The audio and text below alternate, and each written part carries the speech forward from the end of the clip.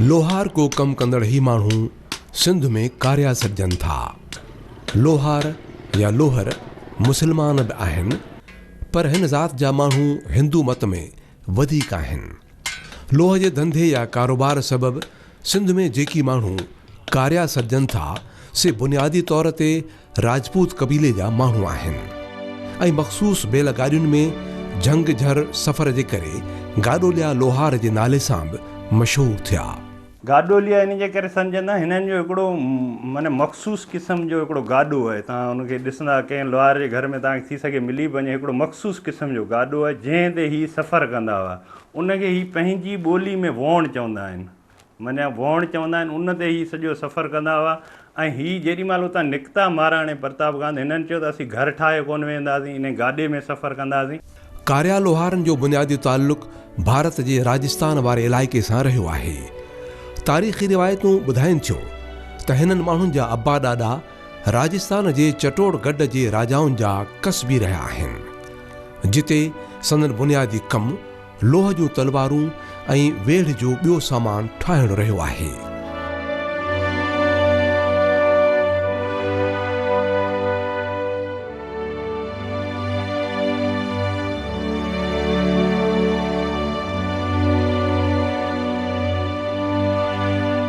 जॾहिं हिंदुस्तान में अकबर बादशाह जो राज हो तॾहिं चटोड़गढ़ ते महाराणा प्रताप सिंह जी हुकूमत हुई। इन दौरान अकबर बादशाह जो राणा प्रताप सिंह सां संगावतीअ जे मामले तां तकरार थियो, जेको जंग जी सूरत अख्तियार करे वियो।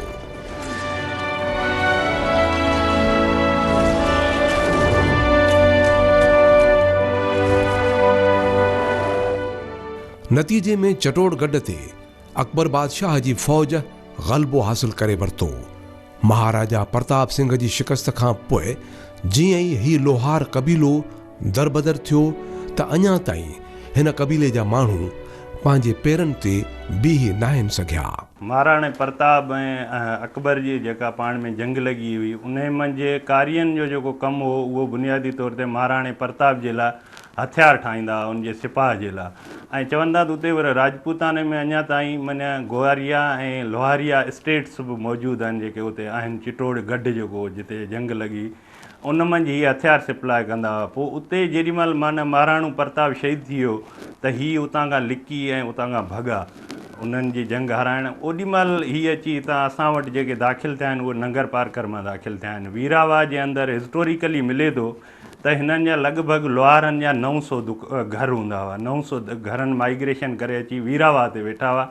वीरावा जो मौजूदु जेको ॻोठ हिन खां थोरो तव्हां अॻियां वेंदा त उते तव्हांखे वॾा लोह जूं ईअं बाक़ाइदे मिलंदियूं। लोह ॻारण जो जेको पुराणो तरीक़ो हुन जो हेठि ज़मीन जे अंदरि तव्हांखे खॾो मिलंदियूं जंहिंमें लोह ॻारींदा हुआ ऐं पोइ वरी हथियार ठाहींदा हुआ। त उहो इहा वॾे असां वटि सिंध में आउं ईअं थो सम्झां त सभ खां पहिरीं वॾे में वॾी जेका बस्ती हिननि कारियनि लोहारियनि जी आहे या गाॾोलियनि जी आहे उहा वीरावा आहे। इतां खां ई असां वटि सिंध मंझि इंटर थिया आहिनि ऐं पोइ हेठि आया आहिनि। चटोड़गढ़ छॾण वक़्तु लोहारनि जे हिन कबीले 5 अहद कया हुआ जिन खे हू परण चवनि था।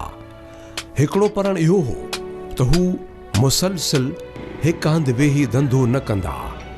ॿियो परण इहो हो त हू खट ते न सुम्हंदा। घरनि में ॾीओ न ॿारण जो बि हिननि परण कयो हो। चटोड़गढ़ मां दरबदरीअ जे करे इन्हनि माण्हुनि खे खाना बदोशी जी ज़िंदगी अख्तियार करणी पई, जंहिं करे ही पंहिंजो मुस्तक़िल ठिकाणो ठाहे न सघिया। हाणे ठाहे वेठा आहिनि घर कुझु जॻहियुनि ते, काफ़ी इलाइक़नि में हाणे लोहार घटि में घटि लोहारकी बस्ती तव्हांखे मिली वेंदी, पर हिकिड़ो माना वेल डेवलप्ड को घर ठाहे वेहणु उहो अञा ताईं हिननि जो कोन्हे। कुझु लोहारनि जो अञा ताईं इहो ख़्यालु आहे तव्हां हिननि जे घरनि में वेंदा त हिननि जो जेको चुल्हो आहे जंहिं ते मानी पचाईंदा आहिनि उहो चुल्हो माना हीअ तब्दील कंदा रहंदा आहिनि। पंहिंजे उन कसम खे जेको उन्हनि खयों हो जंग में हाराइण खां पोइ उन कसम खे पूरो करण जे लाइ हाणे हीअ छा कंदा आहिनि माइग्रेशन त कोन था कनि। उन्हनि में हिननि जो कसम त घर ठाहे न वेंदासीं, पर चुल्हो अञा ताईं हुनखे तब्दील कंदा रहंदा आहिनि, उन ते खाधो पचाईंदा आहिनि। गाॾोलिया लोहारनि जी सिंध में दरबदरीअ दौरान 1947 में गॾियल हिंदुस्तान जो विरहाङो थी वियो त सिंध में रहिजी वियल हिन कबीले जा माण्हू सिंध जा ई थी रहिजी विया। मौजूदा भारत में गाॾोलिया लोहारनि जी दरबदरी 1955 में पंडित जवाहरलाल नेहरूअ ख़त्म कराई। जंहिं चटोड़ गॾ ते गाॾोलिया लोहारनि जो वॾो कठ कोठायो। उते हिन गाॾोलिया लोहारनि खे मरावतूं ॾियण जो बि वचन कयो। नेहरूअ जे ऐलान खां पोइ भारत जे मुख़्तलिफ़ इलाइक़नि में रहंदड़ गाॾोलिया लोहार हिकु हंधि टिकी पिया ऐं सिंध में रहंदड़ संदन मिटनि माइटनि बि उन्हनि हंधनि ते रिहाइश अख़्तियार करे वरिती जिन हंधनि ते हू नेहरूअ जे ऐलान वक़्तु टिकियल हुआ। 1955 में नेहरू चित्तौड़गढ़ जे अंदरि उते को हिननि खे सभिनी लोहार क़ौम असांजी जेका गाॾोलिया लोहार क़ौम आहे, जेके भटकंदड़ क़ौम चइबो, जिप्सी क़ौम चइबो, उन्हनि खे सभिनी खे उते काल कयो, उनखे घुरायो ऐं उनखे रिक्वेस्ट कई त हाणे तव्हांजे चित्तौड़गढ़ बि आज़ादु थी वियो, हाणे तव्हां मुख़्तलिफ़ जॻहनि ते जेको भटकण इहो बंदि कयो, इन में असांजी बि वॾी बदनामी थिए थी, तव्हांखे जदीद सहूलियतूं बि ॾिनियूं वेंदियूं। त उन में पोइ बि सर कुदरत ख़ुदा जी जिते जिते असांजा लोहार क़ौम हुआ उहो उन्हनि पोइ उते रहणु पसंदि कयो। जेके सिंध में रहिया त पोइ उन्हनि खे सिंध धरती पसंदि अची वई, पोइ सिंध धरती मां उन्हनि वापसि रुख वरी इंडिया जो न कयो। सिंध में कारिया लोहारनि जूं बि मुख़्तलिफ़ नुखूं ऐं पाड़ा आहिनि जिन में ॿोड़ाणा, सोलंगी, चौहान, ॾाभी, वालबूक, सांकला, वाघेला, चावड़ा वग़ैरह शामिल आहिनि। इन्हनि नुखुनि में बि वरी हिननि जूं ॿियूं ज़ातियूं आहिनि। जीअं ॿोड़ाणी नुख में 7 ज़ातियूं आहिनि त सोलंगीअ में वरी 8 ॿियूं औड़कूं आहिनि। संदन के इज़ाफ़ी नुखूं रुगो भारत में आहिनि जिन मां को बि फ़र्द सिंध में आबाद कोन्हे। ज़ातूं त सर 11 सरबियूं आहिनि, पर हाणे 11 ई असांजे पाकिस्तान में कोन्हे, उहो कुझु इंडिया जे राजस्थान में आहिनि, पर हिते 11 में कुझु आहिनि क़ौमूं जंहिंमें जेके आहिनि ॾाभी आहिनि, सांखला आहिनि, वाघेला आहिनि, 12 धड़ा आहिनि, सोलंकी आहिनि ऐं वाघेला आहिनि, सोलंकी आहिनि ऐं अहिड़ी तरह पोइ उन जूं असल नुखूं आहिनि, जीअं 12 धड़नि में वॾियूं नुखूं आहिनि। सिंध जे हिन जिप्सी क़बीले जा माण्हू अॼु बि पंहिंजो अबाणो लोहार को धंधो अख़्तियार कयो वेठा आहिनि। ही माण्हू 12 बचे इन कम सां सलाहियल रहनि था। ज़रई समाज हुअण करे सिंध में लोह जे ज़रई औज़ारनि जी घुर्ज रही आहे। इन करे कारिया बि सिंध जे हर उन शहर ऐं वस्ती वहाण में नज़र आया जिते उन्हनि खे ज़रई औज़ारनि जी घुर्ज महसूस थी। उन वक़्तु जॾहिं अञा जदीद ज़रई औज़ार मैदान में न आया हुआ तॾहिं कारियनि जो कारोबार उरूज ते हो, पर पोइ जीअं जीअं जदीद ज़रई औज़ारनि जी आमद थी तीअं ई कारियनि जो कारोबार बि सोढ़ो थियण लॻो। अॼोके दौर में संदन कारोबार एतिरो त महदूद थी वियो आहे जो संदन गुज़र सफ़र बि मुश्किल बणियल आहे। अॻु में धंधो सुठो बरकत हूंदी हुई, बनी ॿार घटि थींदा हुआ त धंधो ई जाम थींदो हुयो। चूनियूं ईंदियूं हुयूं, अॻे हुई चूनियूं, इहे ट्रैक्टर इहे हुआ कोन, अॻे चूनियूं जाम ईंदियूं हुयूं। अॻे वेल्ड बिजली हुई कोन, बिना वेल्ड जे कुआड़ियूं ठाहींदा हुआ, कुआड़ा ठाहींदा हुआ। चूनी जो रवाजु वियो, कुआड़नि जो रवाजु वियो, जदीद मशीनरी अची वई, असांजो धंधो ॾींहं ॾींहं ख़तमु थींदो पियो वञे। अॻु में असांजी इहो चोनियूं हूंदियूं हुयूं, हर फार हूंदा हुआ, कमु जाम हूंदो, ट्रैक्टर कोन हूंदो, इन करे कमु जाम हूंदो। हर हिकु दुकान ते कमु मज़ूरी सुठी मिली वेंदी हुई असांखे। हाणे बसि इहो कुआड़ी आहे या खेड़ो आहे, इहो ई हले थो। केॾी महिल ॾांटो आहे, इहो गाह जेको गाह थिए थो माल इहो ॾांटो ई ठाहियूं। कुआड़ी थी, कोॾर थी, ॾाटो थियो या मसलन उन सां लाॻापियल हाणे ॿियूं त घणियूं शयूं त हाणे जेके जी हींअर माना पंहिंजी मार्केट में मुख़्तलिफ़ शयूं ॿाहिरि जूं अची वियूं आहिनि, माना जीअं चाइना जो सामान आयो आहे त उहे असल जेके ही शयूं तयारु कंदा, मसलन हिकिड़ी टिपरी गेह जी हूंदी हुई, छाणनी जेका खीर छाणण वारी हूंदी हुई, इहे सभु शयूं तयारु कंदा हुआ। पर हाणे उहे शयूं जॾहिं ज़रूरत ई न रही आहे त मसलन हाणे कुआड़ी कोॾर जी ज़रूरत आहे ऐं ॿियूं बि जेके थोरियूं घणियूं शयूं, पर हिननि खे जीअं मिसाल आम तरह सां ज़रात असीं लॻा पियल आहियूं त ट्रैक्टर ट्राला जीअं ठहनि था, ट्रैक्टर ट्राला ठहनि था, गाॾियुनि जूं बाडियूं ठहनि थियूं, माना ट्रकनि जूं, बसनि जूं, आम गाॾी अच्छा उन्हनि ॾांहुं हिननि खे मुंतक़िल कजे जंहिंमें नफ़ो बि घणो आहे ऐं जंहिंखे चइजे त हुनजो जेको स्पेस वॾे में जॾहिं माना हुननि जो लेबर ईंदो त हुन जी कमाई बि सुठी थींदी। उन कमाई सुठी थियण सां हुननि जो जेको घणी चइजे त हिकिड़ो महदूद सर्कल में ऐं महदूद दायरे में जीअं हू क़ैद आहिनि, उन मज़ा उन्हनि खे कंहिं हद ताईं ॿाहिरि कढे सघिजे। लाॾाऊ क़बीले सां तालुक़ु रखण जे करे कारिया पंहिंजे धंधे लाइ को मुस्तक़िल ठिकाणो ठाहे न सघिया। हिननि शहरनि ऐं बाज़ारुनि में इब्तिदाई तौर ते अहिड़नि हंधनि ते पंहिंजो कारोबार ॼमायो जिते झुगियूं ख़ाली ऐं प्लाट आजा पियल हुआ। शहरनि में पोइ जीअं सोढ़ थी ऐं प्लाटनि कमर्शियल रुख़ अख़्तियार कयो त कारियुनि खे उतां बि लॾणो पियो। अहिड़ीअ रीति खाना बदोशी ॼण अॼु बि कारियुनि जो मुक़दर बणियल आहे। हाणे ही वेंदा आहिनि ख़ासि तौर ते फुटपाथ या इन क़िस्म जूं, ऐं जेको माइग्रेटरी कबीला आहिनि, जेके लाॾाऊ कबीला आहिनि, उन्हनि सभिनी जी इहा साॻी आदत हूंदी आहे। जेका हिननि मंझि आहे उहा जोगियुनि में बि आहे, उहा कबूतरनि में बि आहे, उहा घुरगुलनि में बि आहे। हिकिड़ो माने जेके माइग्रेटरी हूंदा आहिनि उन्हनि जी हिकिड़ी पंहिंजी नफ़्सियात बि थींदी आहे। हिननि जी बि ही मुस्तक़िल वेहण वारी जॻह ठाहींदा न आहिनि, माने आर्ज़ी तौर ते वेहंदा आहिनि ऐं फुटपाथनि ते वेहनि था, उते दुकान जो थोरो सिस्टम ठाहिनि था, झुगी ठाहिनि था, ऐं उहा झुगी वरी पटिजे थी त वरी ॿिए हंधि किथे। पर हिकिड़ी शइ ज़रूरु आहे त हिकिड़ो दुकानु तव्हांखे हिननि जो सेपरेट न मिलंदो। हीअ यकी हिकिड़ी स्ट्रीट हूंदी, का गली हूंदी, हिकिड़ो फुटपाथ हूंदो, सभई लुहारी आहे, उन ते पंहिंजो सॼो दुकानु हणी वेठा हूंदा। इहा हिननि जी अञा ताईं उन मंझां हिकिड़ी ख़ुशबू ईंदी आहे त अञा ताईं हिननि जे अंदरि ॿधी या पंचायत वारो निज़ाम कंहिं हद ताईं मौजूदु आहे। सिंध में हिन वक़्तु हर क़बीले में जदीदियत काहे पई आहे, त बि कारियुनि जी रहणी कहणीअ में को ख़ासि फ़र्क़ु न आयो। ही माण्हू पंहिंजे कारोबार लाइ अॼु बि झूपड़ियूं अॾे वेहनि था। 24 कलाक संदन वास्तो लोह ऐं बाहि सां पवे थो। लोह कुटे कुटे संदन हयातियूं ॻरी वञनि थियूं, पर ग़ुर्बत, मुफ़लिसी ऐं बेवसी संदन पीछो छॾण लाइ तयारु नथी थिए।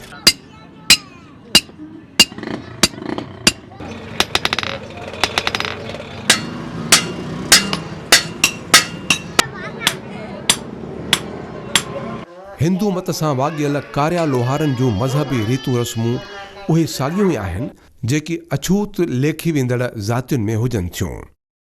ही माण्हू पंहिंजे ठाहियल मंदरनि में वञी पूॼा पाठ कनि था, उते ई भॼन ॻाइनि था ऐं पंहिंजनि ज़िंदगियुनि में ख़ुशियुनि जी प्रार्थना कनि था।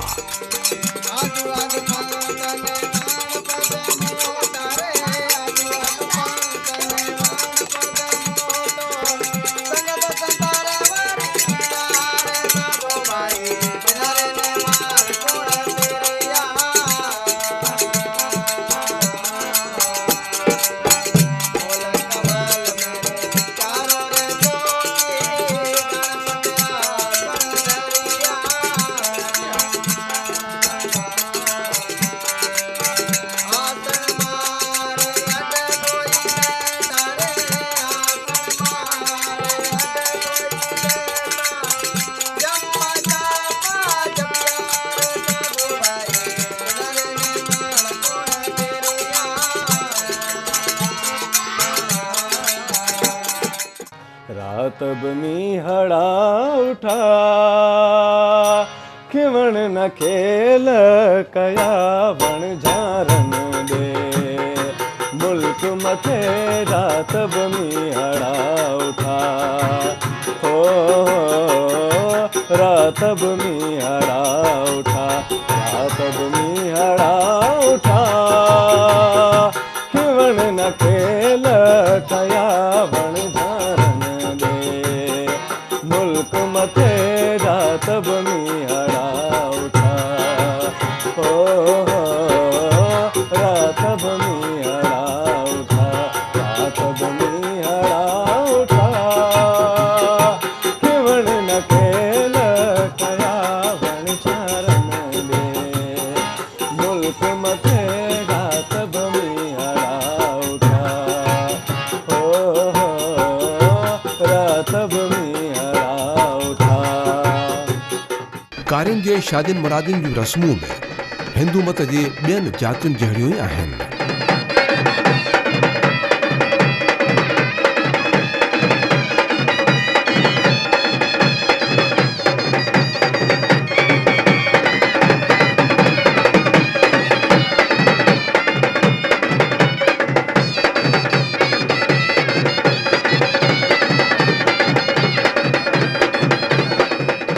कारिया बि पंहिंजे नुख ऐं पाड़े में संगावती कोन कनि। इहो ज़रूरी हुजे थो त जंहिं छोकर या छोकिरीअ जो संग तय कनि तंहिंजी नुख संदन माउ पीउ या ॾाॾे जी नुख सां मिलंदड़ न हुजे। कारियुनि में मरणे परणे जा पंहिंजा गीत आहिनि जेकी हू शादियुनि मुरादियुनि में ॻाईंदा आहिनि। बंधु पार बंधु नव गज डोर बंधु बंदरी पापी ने बंधु बंध्या है तो छोड़ दे जर को बड़ी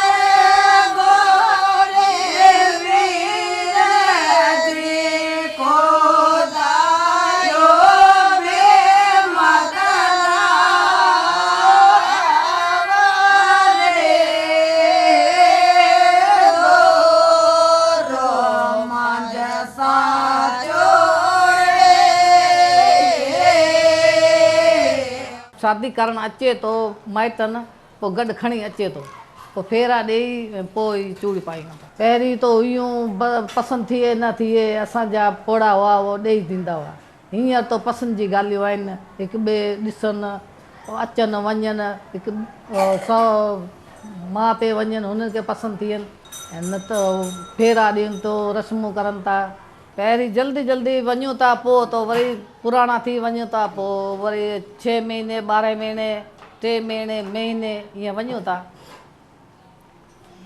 असां में उते रहण जी एतिरी पाबंदी कोन्हे पंहिंजी मर्ज़ी सां वञूं था मर्ज़ी सां अचूं था वॾे में वॾो असांजो टिपणो हूंदो आहे महाराजनि जो जेको शुभ चोगड़ियो ॾिसबो आहे जंहिंमें हिननि खे इहो असांजी क़ौम में इहो आहे त किथे ग़लति तारीख़ ते फेरा न फिरजनि जंहिंमें घोट ऐं कुंवार खे अधवा जी ज़िंदगी में का तकलीफ़ न थिए पर अॻे ज़माने में सर जॾहिं मंगणी थींदी हुई त पोइ इहो टिपणा वग़ैरह कोन हूंदा हुआ ऐं तो अनपढ़ हूंदी क़ौम त उनमें उहो सर अॻे ॾींहुं ॿधण लाइ वरी ॻंढूं ॾींदा हुआ धागे खे ते 40 ॾींहंनि जो जेकॾहिं फेरा बाक़ाइदो 40 ॻंढूं ॾींदा हुआ पोइ हिकिड़ी हिकिड़ी ॻंढ खोलींदा हुआ पोइ कॾहिं कॾहिं भुलिजी पिया हूंदा हुआ पोइ उन ते हूंदो पर हाणे जेको असांजे क़ौम में जेको इहो साईं महाराज परमान साहिबु जेको उनजी वॾी महिरबानी आहे उन में जेको असांखे चवंदो आहे भई टिपणो ॾिसो तारीख़ ॾिसो ऐं इन दौरान ई तव्हां शुभ चोगड़ियो ॾिसी उहो कढो जंहिंमें कंहिं बि क़िस्म जो जंहिंखे विघ्न चवे ऐं उहे जेके कोन पवंदा शादियूं मुरादियूं असांजी बिरादरी या मौजूदु माण्हू वेहनि था पोइ असां हिक ॿिए खे जेको फ़र्ज़ु करो त हाणे जेको मुंहिंजे सोहरा वारा आहिनि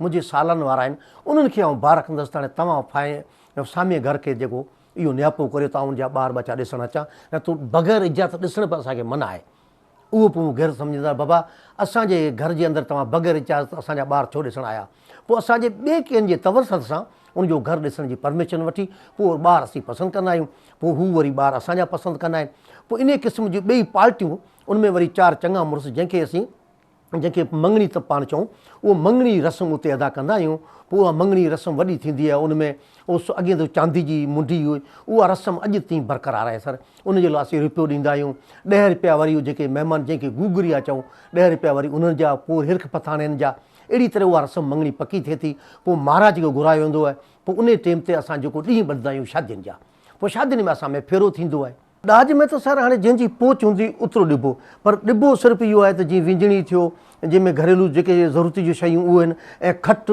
बिस्तरो ऐं इहे ॿियो जेको ज़रूरत जूं शयूं आहिनि मुख़्तसरनि जेको ज़ेवर चइजे उहो पर नक जो फुल्लो जेको आहे सर उहो मस्त आहे उहो ज़रूरी आहे ऐं ॿिए जंहिंखे असां कन में पाराईंदा जंहिंखे टोटियूं चवंदा आहियूं पर टोटी जेका संद में सॾिबी आहे त उहा सर कंहिंजी पोच आहे त चांदी जी ॾे कंहिंजी पितल आहे त जेकॾहिं को ख़ुशहाल माण्हू आहे पंहिंजी न्याणी खे त उहो पंहिंजी सोन जी बि ॾेई सघे थो हाणे हिननि में हिकिड़ी रीत आहे जेका असां वटि सिंध में या मिसाल तौरु किथे बि न आहे जेको चाइल्ड मैरिज जी या अंडर एज शादियुनि जी ॻाल्हि थिए थी तव्हां जेकॾहिं लोहारियुनि खे ॾिसंदा त उन्हनि में 3 सालनि जी छोकिरी जी बि शादी थी वेंदी आहे, 4 सालनि जी बि थी वेंदी आहे, 5 सालनि जी।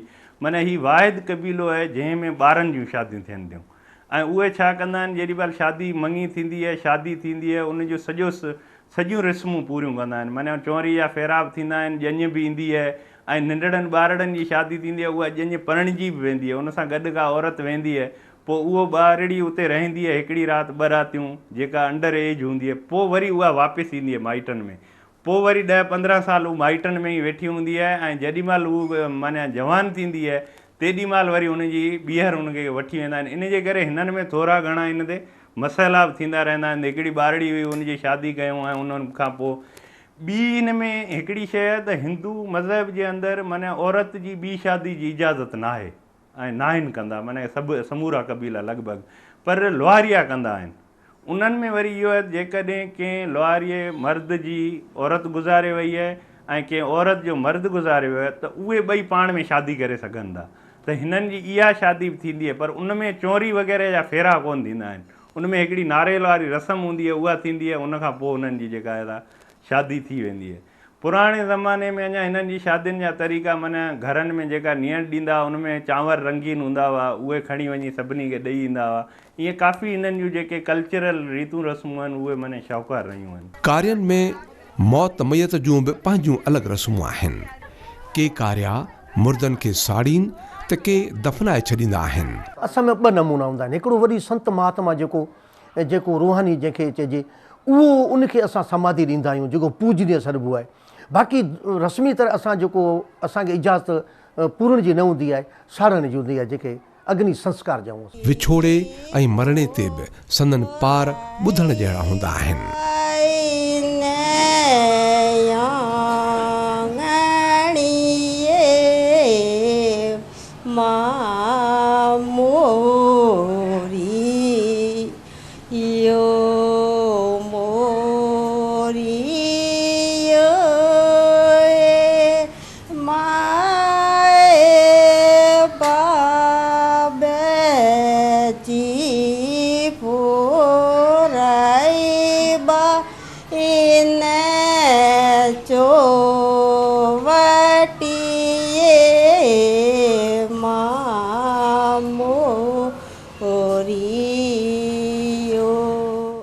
सिंध में रहंदड़ कार्या अक़ीदत जे लिहाज़ खां 5-7 गुरुअनि खे मञीनि था। उन्हनि जा मेला बि लॻाए उते पूॼा पाठ कनि था। असांजो वॾे में वॾो जेको लोहार गाॾोलिया लोहार कम्यूनिटी जो जेको वॾे में वॾो मेलो लॻे थो, उहो कढण शहर जे अंदरि लॻे थो, जंहिंजी अब्दी आराम गाह संत अमीरा भगती आहे। उहो उन पखेतर साइड ते आहे ऐं मिठी 3 में इलाइक़ो लॻे थो कि शहर वरसी थिए थी कढण शहर में। उनमें सॼी सिंध जा गाॾोलिया लोहार अचनि था। 2 नंबर ते असांजी वॾे में वॾी वरसी लॻे थी टेंडे अलाए में साईं श्री महाराज स्वामी परमान साहिब जी। उहो हफ़्त ज़ुबान शाइरी बि आहे, ऐं जंहिंमें तमामु ऊची कोटी आहे, ऐं शाह साहिब वांगुरु ॻुझ माना तमामु हिकिड़ो ॻुझा भॼन ॻाया आहिनि जेके सम्झण लाइ। टेंडे हले 3 नंबर ते लॻे थी असांजे श्री महाराज मालपुरी साहिब जी। खेपरे में 4थे नंबर ते लॻे थी जेको साईं के उमरकोट में महाराज खेतपुर साहिब जी। संत अमीरा भगत जी समाधीअ ते हर साल मई महीने जी 10 तारीख़ ते मेलो लॻाइनि था, जिते मुख़्तलिफ़ हंधनि खां पैदल काफ़िला पूॼा पाठ लाइ उते पहुचंदा आहिनि। कार्यनि जो ही मेल ॾिसण वटां हूंदो आहे।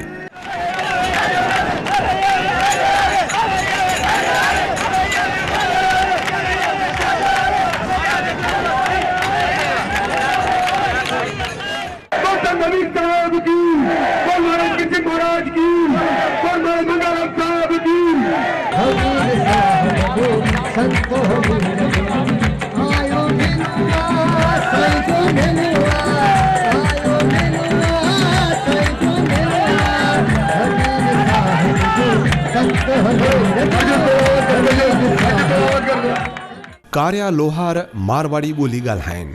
तंहिंखां सवाइ मंझंदि हिकु ॻुझी ज़ुबान बि राइज आहे, जेका हू शयुनि जी लिक करण लाइ ॻाल्हाईंदा आहिनि। मारवाड़ी ॿोली आहे, पर इन में बि हिकिड़ी कोड ॿोली अलॻि सॾिबी आहे, जंहिंखे असीं पहाड़ी चऊं। इहा इंडिया जे राजस्थान जे असांजे लोहारनि खे बि ख़बर कोन्हे। इहो सिंध धरती जी ॿोली अञा ताईं कल्चर क़ाइमु आहे। जीअं 10 रुपयनि खे असीं रहलू रेगा चऊं। रहलू रेगा तव्हांखे ख़बर कोन पवंदी, न को पासे खां गिराक ख़रीद करण वारे खे ख़बर रहलू रेगा छा। 100 रुपये खे असीं ॿोइलू रेगा चऊं। ॿोलियूं रुॻा इंडिया जे माण्हुनि खे ख़बर कोन्हे पई त ॿोलियूं रुॻा कंहिंखे चवनि था। असांजी इहा ॿोली क़ाइमु अञा ताईं आहे। त ॿोलियूं रुॻा माना 100 रुपया, रियलूं रुॻा माना 20 रुपया। इहा असांजी कोड ॿोली। असां सिर्फ़ु पंहिंजनि खे सम्झाए सघूं था त फलाणे ग्राहक खां 20 रुपया तोखे वठिणा आहिनि। रियलूं रुॻा घटि मत लेजे, माना 20 रुपयनि खां घटि न वठिजी। ॿोलियूं रुॻाऊं घटि मत लेकिनजे, ॿोलियूं माना 100 रुपयनि खां घटि न वठिजी। इहा ॿोली अञा ताईं सिंध में उहा क़ाइमु दाम आहे। मारवाड़ी जे चित्तौड़गढ़ जी ॿोली उहा हिते अञा क़ाइमु आहे। इन रस्म खे अञा ताईं असां रखियो अचूं। हिननि माण्हुनि खे अॼु बि लोह कुटण लाइ सांधाण, हथोड़े, अंबोरी, छेलणी, अंगारनि ऐं बाहि खे ॿारण लाइ चरखीअ जी ज़रूरत पवे थी। अॻे कारिया धवण वसीले बाहि ॿारींदा हुआ जेका संदन औरतूं हलाईंदियूं हुयूं। हाणे इहो रिवाजु निकिरी वियो आहे जो धवण खे हलाइणु मुश्किल कमु हूंदो हो। जॾहिं पखा बि कोन हुआ, हीअं त वरी चकर वारा पखा निकिता आहिनि। पहिरीं पखा कोन हुआ, पहिरीं खलूं छेलनि जी हुन जी धवणूं हुयूं। हींअर माइयूं एतिरा कोन था कुटनि, हू वरी खारे में सेमाने धंधा आहे कोन, सेमाने विकिणनि थियूं।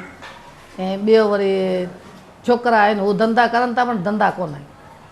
असांजो धंधो ख़तमु थी वियो। हाणे असीं तो घर जो ई धंधो करियूं था।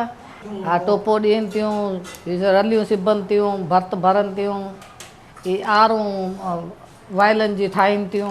सदियूं गुज़री वञण बावजूदि बि ही माण्हू पंहिंजे असली माॻ चटोड़गढ़ खे विसारे नाहिनि सघिया। सिंध में जॾहिं बि संदन वेहकूं थियनि थियूं तॾहिं हू चटोड़गढ़ जूं सारोड़ियूं ज़रूरु सारींदा आहिनि।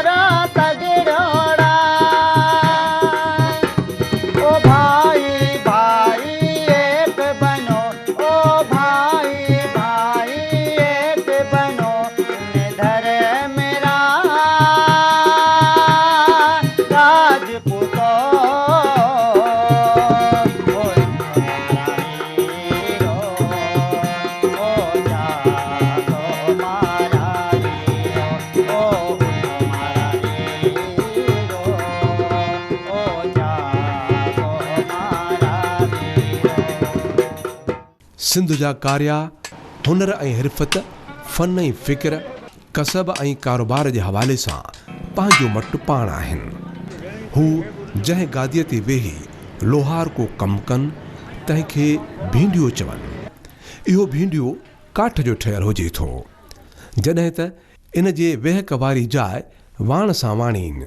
हिननि ई कारियनि पंहिंजे वॾड़नि जी निशानीअ तौरु लोह मां उहा गाॾी बि ठाहे हिकु मंदर में रखी आहे जंहिं ते हिननि पंहिंजा सामान रखी सदाईं पे लॾ पढ़ाण कई आहे। मंदरनि में वञी पूॼा पाठ कंदा आहियूं। उन में अष्टदेव हर कंहिंजा पंहिंजा आहिनि। को रामा पीर खे अष्टदेव करे, को कबीर संत खे अष्टदेव करे, पोइ हिंगलाज माता खे अष्टदेव करे, पोइ देवी देवताउनि खे मञनि, के श्री कृष्ण भॻवान खे पंहिंजो अष्टदेव चवंदा आहिनि। हर कंहिंजो पंहिंजो हूंदो आहे।